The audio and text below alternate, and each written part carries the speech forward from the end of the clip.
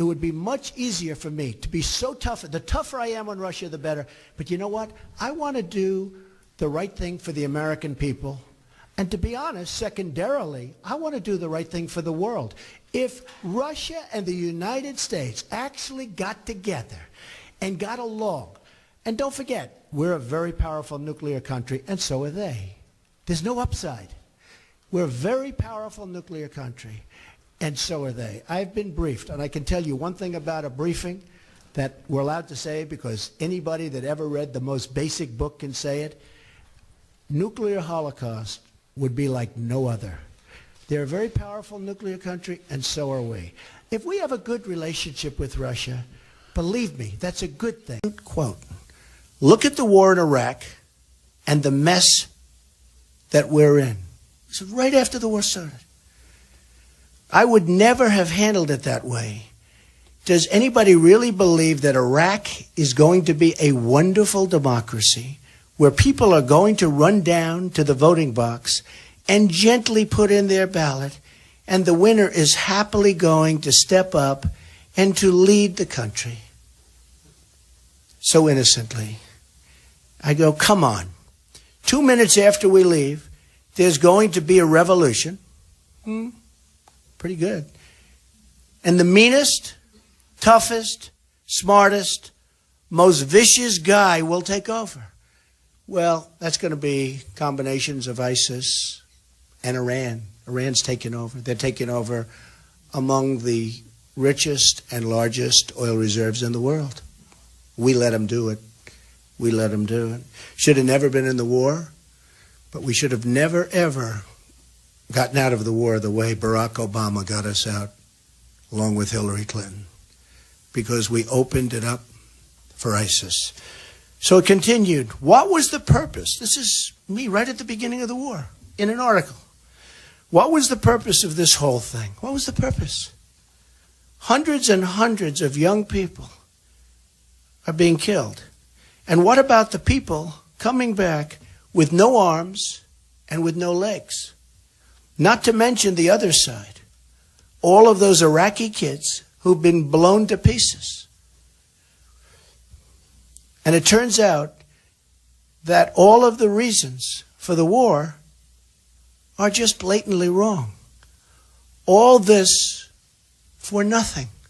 Had I been in Congress at the time of the invasion, I would have cast a vote in opposition. For years I've been a critic of this kind of reckless foreign invasions and look, let's face it, interventions, that's what they are, that have been a hallmark of trigger-happy Hillary and her failed career. It's been a disaster. ISIS started off in a small area, and now I read the other day they're in 28 different states or nations. 28, think of it. So they're spreading rapidly. A report came out where they were told within the government that they want to try and minimize ISIS but the fact is they know it's actually gotten very much out of control. And we have to do something about, we can't allow the chopping off of heads, the drowning of people in steel cages, the viciousness, the violence. So we have to knock out ISIS. We have to knock them out good. And we have to get countries that are affected by ISIS. I mean, a lot of people say, as an example, Russia, you know, Hillary likes to play tough with Russia. Putin looks at her and he laughs, okay? He laughs. Putin looks at Hillary Clinton and he smiles. Boy, would he like to see her.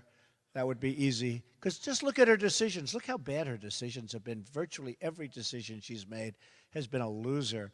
But wouldn't it be nice, honestly? Because Russia doesn't like ISIS any better than we do. Wouldn't it be nice if we actually got along with Russia and you could knock them out together? Wouldn't that be a good thing? As opposed to, you know, tough talk. I would treat Vladimir Putin firmly, but there's nothing I can think of that I'd rather do than have Russia friendly as opposed to the way they are right now, so that we can go and knock out ISIS together with other people and with other countries. Wouldn't it be nice if we actually got along with people? Wouldn't it be nice if we actually got along, as an example, with Russia? I'm all for it. Donald Trump is a friend of Putin. Well, actually, Putin did call me a genius, and he said I'm the future of the Republican Party. So he's off to a good start. I will say he's off to a good start, right, folks? And by the way, I'm not a friend of Putin. I don't know Putin. I've never met Putin. I respect Putin. He's a strong leader, I can tell you that. Unlike what we have a pathetic leader. Pathetic. We don't even have a leader, you know, the word leader. You go leader in quotes, right? But we don't even have a leader. But, you know, wouldn't it be nice if we actually could get along with Russia? Wouldn't that be nice? I mean, you know. Я на ходу сказал, что Трамп яркий человек. А что, не яркий? Яркий.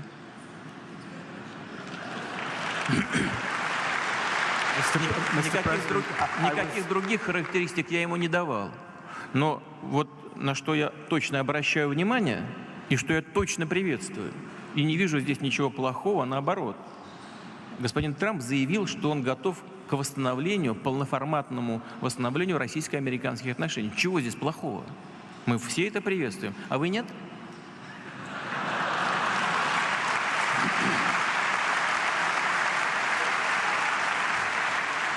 We shouldn't have ever gone into Iraq. I said it from the beginning. I said it from the beginning.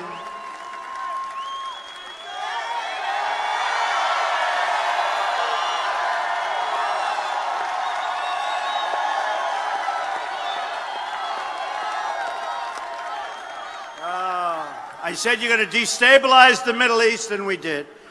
And then, an even easier decision, we should have never gotten out the way we got out. And since, like, Vietnam, we don't win anymore. And we don't even fight to win. I said, keep the oil. You're going to leave Iraq. Don't go into Iraq. But if you're going into Iraq, keep the oil when you leave. I said it. Keep the oil. They don't listen. And I said it loud. You all heard it. For years I've been saying it. Well, you know who's got the oil now? Iran is going to have it. ISIS has it, at least temporarily, before they get blown away. Now, if I get in, they'll get blown away by me. I read a story. It's a terrible story, but I'll tell you. Should I tell you or should I not? Early in the century, last century, General Pershing, did you ever hear? Rough guy. And they had a terrorism problem. And there's a whole thing with swine and animals and pigs, and you know the story, okay? They don't like that. And they were having a tremendous problem with terrorism. And by the way, this is something you can read in the history books. Not a lot of history books because I don't like teaching this. And General Pershing was a rough guy. And he caught 50 terrorists who did tremendous damage and killed many people. And he took the 50 terrorists, and he took 50 men, and he dipped 50 bullets in pig's blood. You heard that, right? He took 50 bullets, and he dipped them in pig's blood. And he had his men load his rifles, and he lined up the 50 people, and they shot 49 of those people. And the 50th person, he said, you go back to your people, and you tell them what happened. And for 25 years, there wasn't a problem, okay? 25 years, there wasn't a problem, all right? So we better start getting tough, and we better start getting vigilant, and we better start using our heads, or we're not going to have a country, folks. We're not going to have a country. Просто бизнесмен, один из богатых людей Америки. Что кто-то думает, что у нас спецслужбы гоняются за каждым американским миллиардером, что ли? Да, конечно, нет. Это просто полный бред. Первое. Второе. Трамп приехал и тут же побежал встречаться с московскими проститутками. Это человек, во-первых, взрослый уже, да? А во-вторых, человек, который не всю жизнь, но многие годы занимался организацией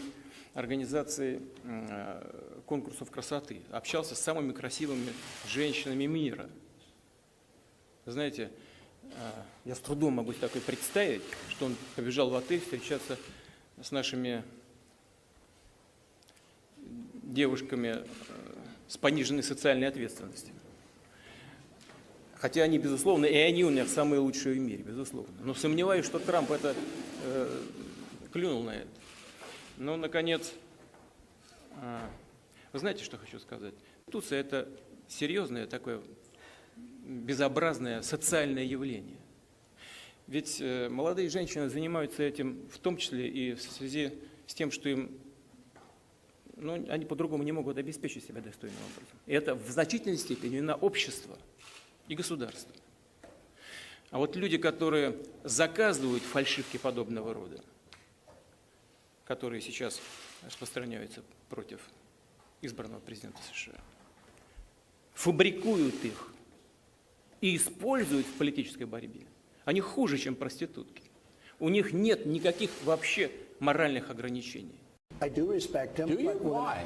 Well, I respect a lot of people, but that doesn't mean I'm going to get along with him. He's a leader of his country. I say it's better to get along with Russia than not. And if Russia helps us in the fight against ISIS, which is a major fight, and Islamic terrorism all over the world, right. Major fight, that's a good thing. Will I get along with him? I have no idea. It's very He's a possible killer, I though. won't. Putin's a killer. A lot of killers. We got a lot of killers. Why, you think our country's so innocent?